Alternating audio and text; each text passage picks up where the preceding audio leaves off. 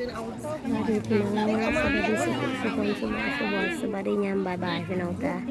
กำลังสิเขื่อนศพพี่น้องหลดลงศพบ้านได้ลุงมาปรุงลูกแม่เงินลูกเคยกินนมไอเงินบ่มี2 บาทขลดน้ำหมักกินขึ้นมาหาใกล้สิเขื่อนศพแล้วเพื่อนดอกบ่ฮู้เลยค้ำ2 โตปล่อยเพิ่งไปเอากับนั่นน่ะ13,000แล้วซื้อนมให้หลานกินเพื่อลูกเองเงินเฮาก็เขื่อนศพผลลงแล้วก็สิเมื่อก็จะบ่ไรเพราะว่าปะสวนพี่น้องแม่นยังปะสวนนั่น ถ้าบ่แม่นขายเลือดเฮาจะไปขายแม่ว่าต้นบ่มักแตงมักสลี บ่ได้ให้แม่นเฮากับคันบ่ได้คันบ่ได้ ให้ลูกลงจอบจักสิซ้ำใดเนาะมันโทรศัพท์มาจังว่ามึงเป็นยังให้กันมึงสิให้สิด่าลูกมึงด่าแดดได้พี่น้องถ้า แด มึง ด ได้โทรศัพท์กับเต็งได้จนหงายอยู่แล้วนี่ไอ้คำด่ากับเฮานี่ทางเบิ่งสิชวนสาวบ่ไรเลาะตลาดนัดหรือเพิ่นสิเลาะหรือจังใดกันได้ล่ะมันนี่โดดกูพ่อแล้วกูได้ยินเสียงหมูฉันว่ากูบ่ได้ยินกำลังเขื่อนศพ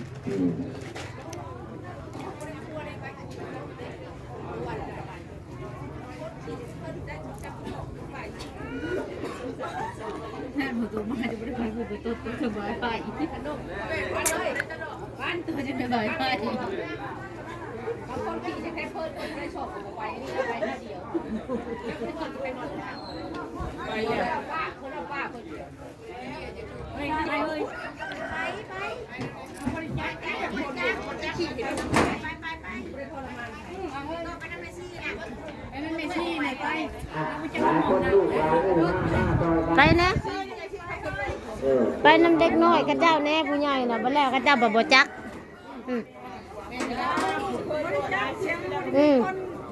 ไปขี่รถแล้วนะไปขี่รถใหญ่แล้ว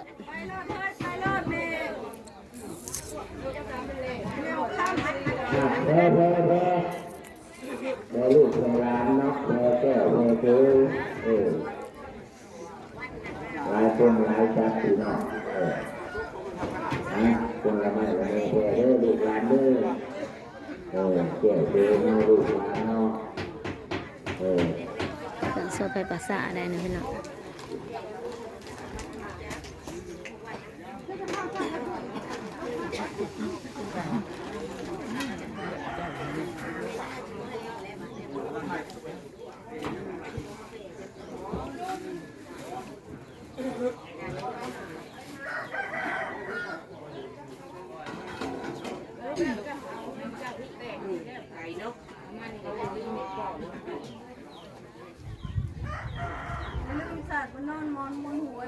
ได้หัวคิวซันเหล่านะอันนี้เจ้าเก๋ไปคือบ่ให้เจ้าเอาไปจะตรงน้ำจะมีแล้วจะหวังบ่น้ำขี้มิ่นนะจะมีน้ำนี่เดี๋ยวเอามาอันพวกรถเขาเจ้าพวกรถเขาเจ้าเจ้าบ้านเนี่ย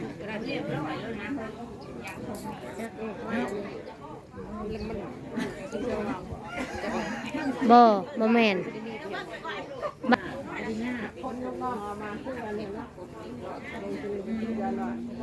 ราคาดิไม่ต้องเตะโป่งก็เจ้างัดเอาผา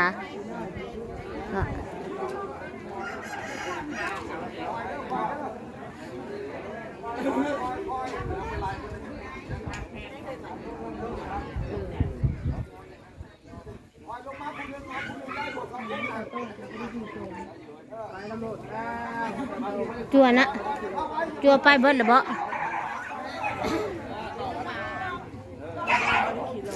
โอ้ยหมากะดิจบแล้ว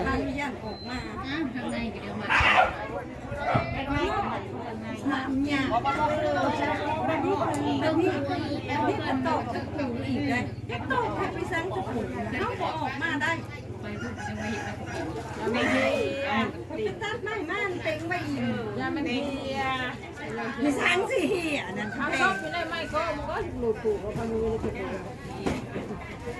หมดอยู่เขาว่านั่นนี่นั่นใส่เดียวมัน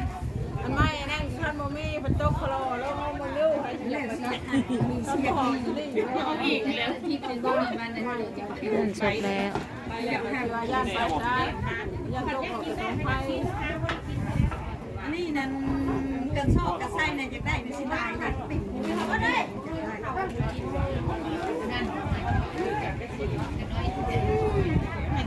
อาจารย์ก็ชี้ทางห้างชิงเป็ดเอาเด้อ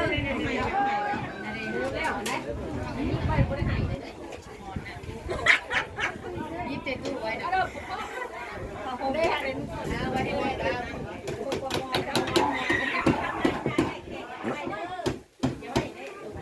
ไปค่ะไป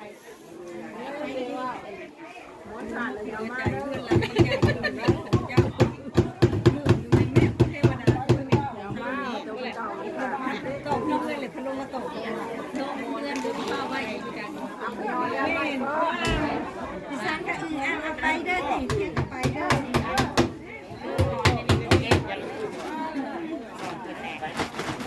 มันไปเข้าป่าไม่คุมเพลงไม่คุมเพลงเต็งเลย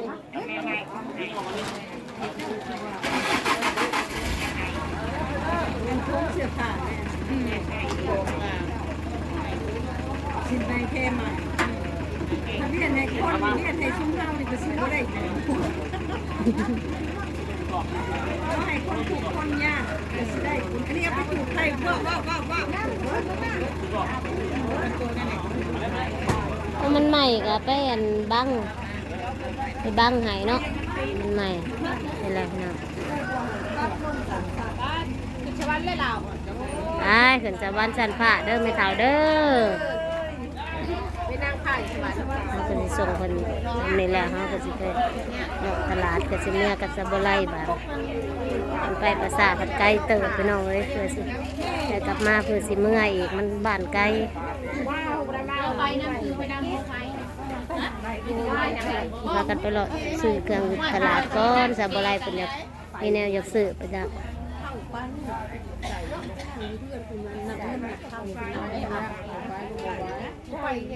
แทะนี่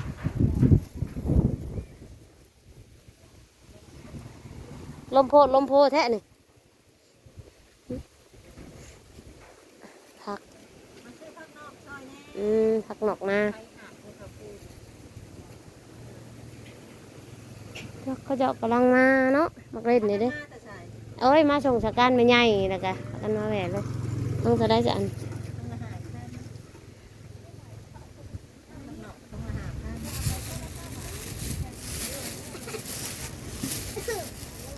หอมเปย์จะมาใหญ่แทน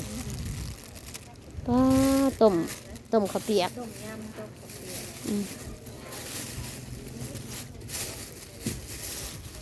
บักเล่น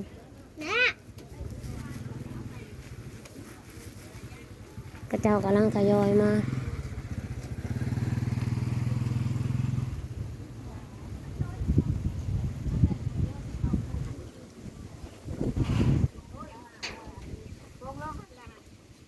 เอาถั่วใส่ละเท้านะน้อย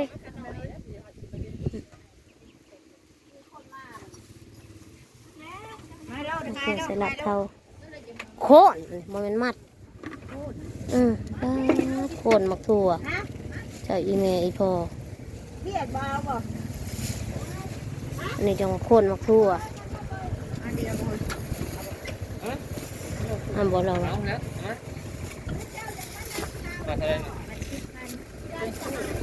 ผมก็บอกกับเขาคือยืน5,000มึงได้ความเบาเราว่าโอ้ยนี่ก็ตามช่องซ้ำเถื่อเลยเนาะเช่นนะเช่นอีกหนาวมึงเอ้ย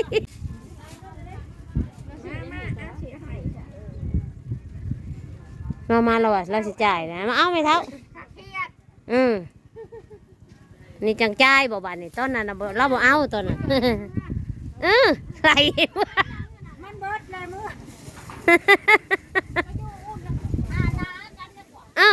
เราบอกหันจากมือ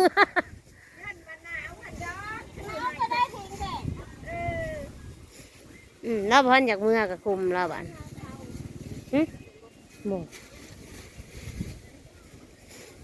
บ่ที่เฮ้ยหมูแหละ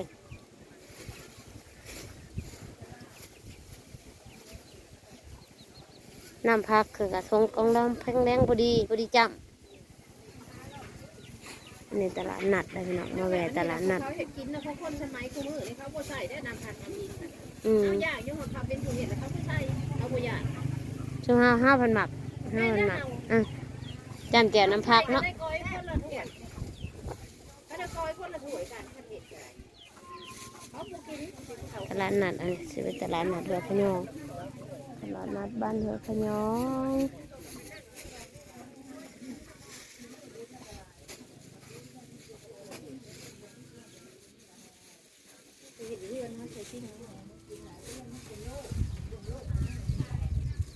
มันยังบ่มาหลายเนาะ อาจจะผักนี่ดิใครจะกินมดบ่ช่วยอะไรก็ได้ ขายสิกินเบิดมัน เป็นฉันจะให้มันเป็นดอก อืมอืม ฉันหมดมือตลาดกับมันเป็นเฮ็ดอะไรแก่แล้วก็บ่เอามาแล้วเลย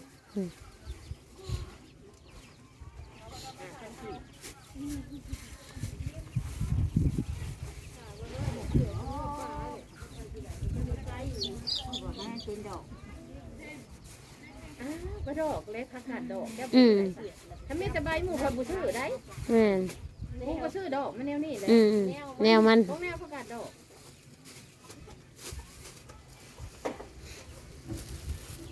ชื่อผักกาดดอกบ่ผัดจากได้ผักกาดบ่เป็นดอก ผักกาด คันผักกาดอันซ่อมแบบหนึ่งนั้นบ่เป็นดอกอักตัวนี้มันผักลวก ก็รู้กินแล้วเหรอ แม่นอักอ้อมน้ำบ่แซ่บเนาะบ่คือผักกาดอันนั้นอืมอืม ใส่ไก่ก็ได้ชีใส่ยังก็ได้ อืม ใส่แกงหอมแกงหอยได้เบิดกำหนึ่งบ่ชีใดกำเสีย นี่แหละเราอ่ะ มันต้องหลานหินเนาะ นะเฮ้ยนี่นี่ไม่ใหญ่ก็บอกเป็นตะหัวนะ พาก็สิบุจุบแล้วผมมือในหาพันกี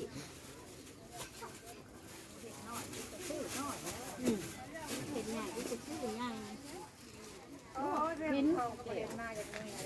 เอ้า มันยักษ์อร่อยพังเอาน้ำมันหนึ่งเพชรเท่าเอ้ยเป็นมันยังไปส่งสกัดนี่ผมบอก อันนั้นหมูอันนั้นเนาะราคาหมูมันกำลังลงมาขาย